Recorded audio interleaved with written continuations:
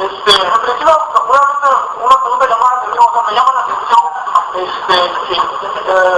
bueno, Gonzalo se dedica más bien a mi texto, ¿no? De hace varios años, y no conteste las cosas que había planteado, ¿no? En principio, o por lo menos se refiere a las menos, bueno, quizás las menos polémicas, por decirlo. Me da la impresión más bien que la perspectiva de Gonzalo es más teológica que la mía, ¿no? En los últimos años más bien he estado un poco más inclinado hacia ciertas tradiciones paganas, ¿no? Pero sí metafísicas. El punto es que, digamos, cuando hablaba sobre la visión, ¿no? de hombres libres e iguales, ¿no? Eso es finalmente una visión bastante cristiana, ¿no? Y evidentemente pues ahí estamos hablando de que todos somos hijos de Dios y todos somos iguales ante Dios, ¿no? Entonces en este caso es obvio, ¿no? La influencia de esta teología y que de pronto, ¿no? Ahora en estos tiempos, como bien dijo Gonzalo, seculares, ¿no? Esa teología se convierte en ideología, ¿no? Y que puede ser finalmente definida en términos académicos como liberalismo de izquierda, ¿no? Y en términos periodísticos como ideología caviar, ¿no? Y esto es, creo yo, lo que está ocurriendo, ¿no? Y lamentablemente esta teología tiene el problema de que no pisa los pies en la tierra, ¿no? O sea, no nos olvidemos que la polis se ubica en el espacio y el tiempo, lo subrayo, ¿no? La polis no es una abstracción, ¿no? Es algo bastante concreto, como es una relación de amistad o una relación de odio, ¿no? Y esto me parece que sigue siendo totalmente excluido, ¿no? De la lectura política de los liberales de izquierda, ¿no? Bueno, los liberales en general, ¿no? Porque fundamentalmente ya no se entiende el pensamiento liberal clásico, ¿no? Que es justamente el que mencionaba respecto a Tocqueville, donde podría entrar también autores como John Stuart Mill, ¿no? Adam Smith, ¿no? El propio John Locke, etcétera, ¿no?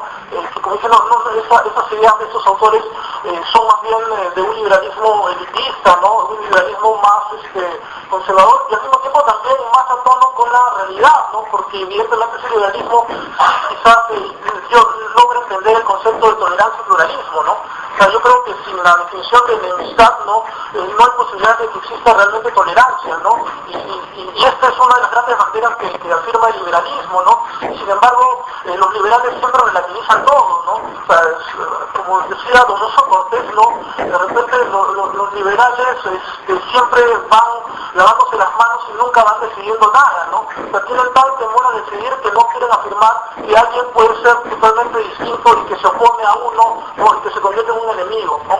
El realismo político no tiene esos problemas, ¿no? Y decide, ¿no? Y al decidir cada vez se para, ¿no? Porque esto también forma parte de la realidad política, ¿no? O sea, el Estado es una separación, ¿no? O sea, somos nosotros y son ustedes, ¿no? Se traza una línea, ¿no? Como diría Smith, se traza o se establece el nomos, ¿no? El nomos es parte de una decisión, esto es algo bastante claro, ¿no? Y entonces, como también decían estos autores realistas, ¿no? Lamentablemente los liberales se han perdido, ¿no? Inclusive dentro de lo que llamaríamos una suerte de tradición romántica, ¿no? Contemplan todo, ¿no? Admiran todo, ¿no? Los monumentos, etcétera, pero ¿qué hacen, no? O sea, ¿qué cosa van a definir específicamente, no? Los grandes estados, las grandes democracias liberales, evidentemente manejan el discurso del romanticismo, ¿no? Que aquí lo tomamos casi de manera radical, ¿no? Como siempre se dice, somos más papistas que el Papa, ¿no?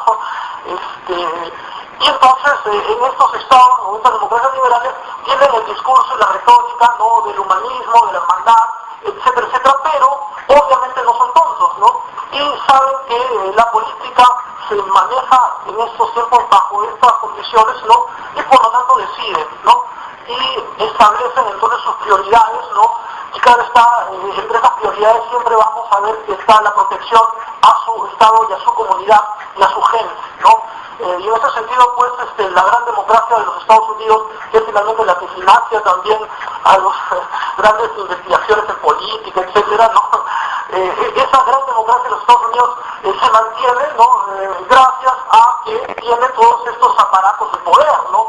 Y tiene toda esta logística y toda esta capacidad, ¿no?, de movilizar, instrumentalizar sus decisiones de manera inmediata, ¿no?, lo que los tecnócratas llamarían eficiencia, ¿no?